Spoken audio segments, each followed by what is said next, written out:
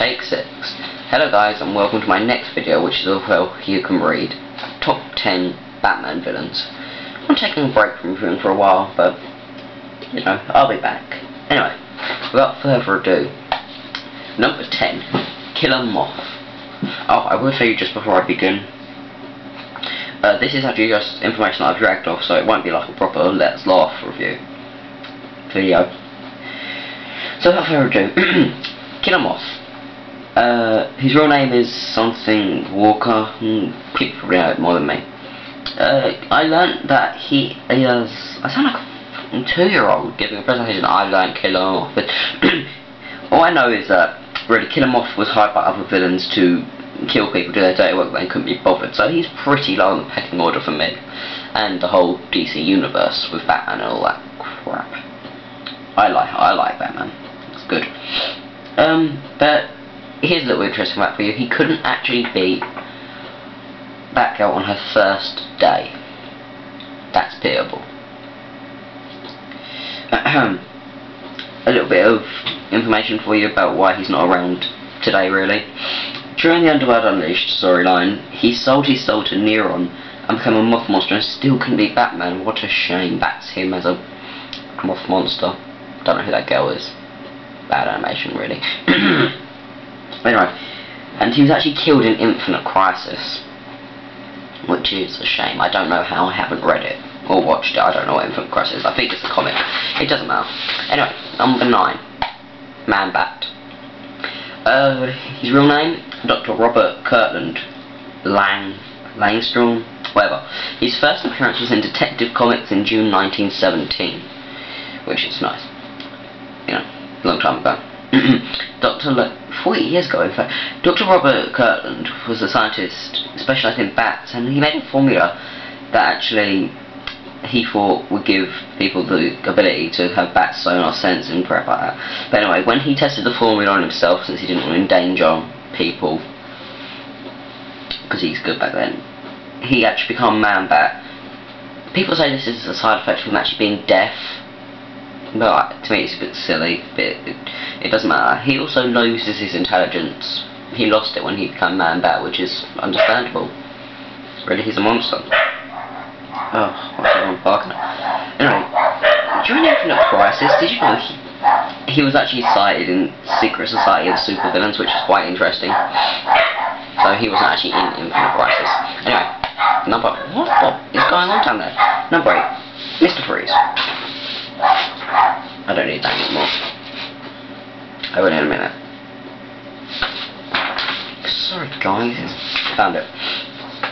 His real name, Dr. Victor Freeze, or Freeze, I don't know how you pronounce his real name.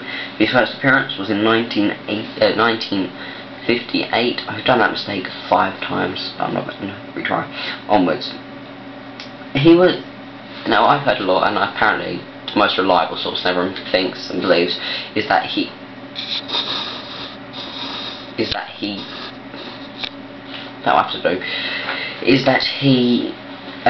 in his suit to survive something or other, and he has a gun which turned into crime because his wife has a disease that he wants to cure, blah blah blah. Anyway, he actually appeared in Batman and Robin, and I will get to that. It's a horrible film. I'll review that next week, maybe. Sorry if my voice is a little bit weird. I haven't felt well lately. But he appears to be making a comeback in Batman Arkham City. I hope you like the game called... That was an awful joke, I apologise. Anyway, number 7, Poison Ivy. Real name, Pamela Isley. First appearance in Batman 181. Poison Ivy is actually an eco-terrorist and is obsessed with plants. She uses toxins to kill and control people. Interestingly, she has what many people call the kiss of death. Because it's understandable, it's true. Anyway, she was actually in the film Batman and Robin as well, along with Freeze, of course. But, like I said, we'll get to that later. She's been in countless video games. I tell you, so many that I can't be bothered to really mention. But the latest one she's in is actually Batman Arkham Clone, which is where this picture is from. Looks pretty bloody good in Batman Arkham Asylum. I must say, they did a really good job with the graphics, etc. I really hope I know what one's next. The Riddler. This is one of my favourite villains of all time. I'll need that later. Right, the Riddler, aka Edward Nygma. First appearance, Detective Comics 140 in 1948. He's obsessed with riddles and everything, as you can tell. With the question marks and that. He was actually in Batman Forever and played by one of my favourite actors, Jim Carrey, of course. And he was an amazing performance. Anyway, he was at, I don't know, he was in a game, but the most recent thing I can think of was in Batman Arkham Asylum, where he gives you puzzles and riddles to solve. If you solve them all, if a special surprise happens, I won't ruin it. But blah blah blah, you know, I like the cards. I mean, not, do you know, it doesn't matter. Different review brain today. Killer Croc, number 5, is Killer Croc. It's on the other side, that's terrific. I pulled out 2 sheets of paper for no reason. Sorry for the scratching. Real name, Waylon Jones. First appearance, Batman 357. During Killer Croc's long time in DC Comics, he's been there for a long time. He actually has had so many appearances. This is his Batman Arkham Asylum appearance. He looks bloody epic. Anyway, he's actually fought Bane, and I didn't know this. And apparently it didn't go well. Both his arms were broken by him, which is quite a shame, because Killer Croc was quite epic. But oh well. Did you know also that Killer Croc was actually in Batman Gotham Knight? And of course he appeared in Batman Arkham Asylum. I didn't know he was in Gotham Knight. I haven't seen the film, so I wouldn't know. Anyway, number 4, Scarecrow. Oh, this is by far one of my favourite villains. Jonathan Crane was his real name. His first appearance was Greatest Detective Comics, number 3. I don't know the date. Crane becomes Scarecrow after being bullied at school. He also learned much about psychological and chemistry. He had the kind of fear that the bullies impressed that he would actually find out what people fear and why they fear it. Well, or he goes Scarecrow. He also made his own fear-inducing gas, which is why you see him like that. He's actually just a guy with a mask on. But yes, that's what he looks like with gas, and he's got like liquid in those, I think, now. I'm not too sure. Anyway, he was actually in Batman Begins. And he didn't do much in it. It was quite crappy. The guy that played Jonathan Crane did an amazing job, but just not a lot of Scarecrow. I mean, like a pussy. But anyway, he was also in The Dark Knight. Now, I thought this was a copy of him, but according to Wikipedia, it's him. It's Jonathan Crane who's put back in Arkham. I didn't know that. Anyway, he was also in Batman Arkham Asylum, and according to Wikipedia again, DC Universe Online. I haven't played it. I don't know. Arkham Asylum, he was epic in, amazing, and everything anyone could ask for with a villain.